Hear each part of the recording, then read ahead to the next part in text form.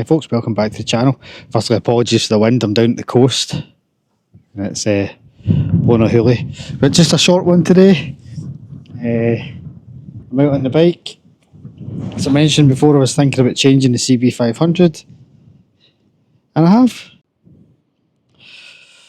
got this 2019 Tiger 800 XRT. So it's a wee bit more powerful. It's got cruise control, heated seats, heated grips, all the gadgets.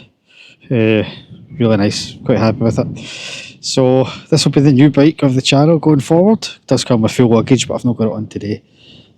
So yeah, just a very quick one to show you the new bike. I'm out for a run today, so there'll be a wee video of that going up, but I've just realised my camera's no, my audio's not been connected the whole time, so it's no audio.